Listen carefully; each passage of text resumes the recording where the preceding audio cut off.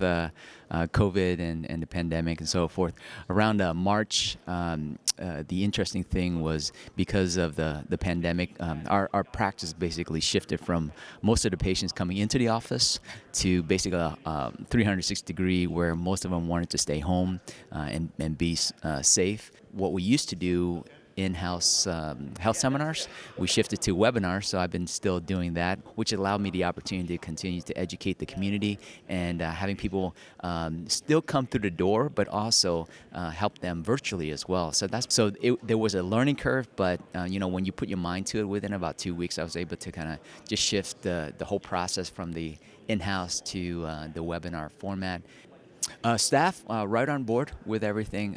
Patients, they're actually quite pleased, especially with the ones that wanted to share the information to maybe their friends or family that's actually abroad, not just in our current general vicinity within our city, but also out of state. So I was able to connect with people out of state as well. So which wasn't able before when people were coming into the clinic.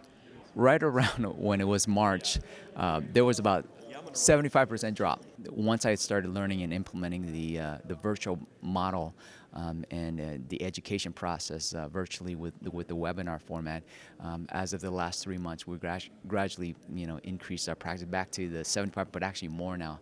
So we're actually about 90%. People coming back into the clinic with the 10% virtual process. So it's actually shifted back to where it was before, but now with the implementation of the virtual model as well. And but because of BPA and the coaches and their vision, even before this whole pandemic that has occurred, they were actually preparing for something like this, that if it would happen. And because I was with them prior to the pandemic, my mindset was already there, so it was a natural shift. You listen to a lot of the coaching calls that Dr. McCracken, Dr. Gum, and Dr. Purcell was doing during that same vicinity between February, March, and April, just constantly learning what they were teaching, listening into the coaching calls, and from there just listen to exactly what the step-by-step process that they were providing and guiding us through the process. And once I did that, and just shared with the team, and then implemented, and now continue to implement it as well. So yes, absolutely. I mean, we have a core value, core mission to still improve, empower, and enhance the health, vitality, and quality lives within the community.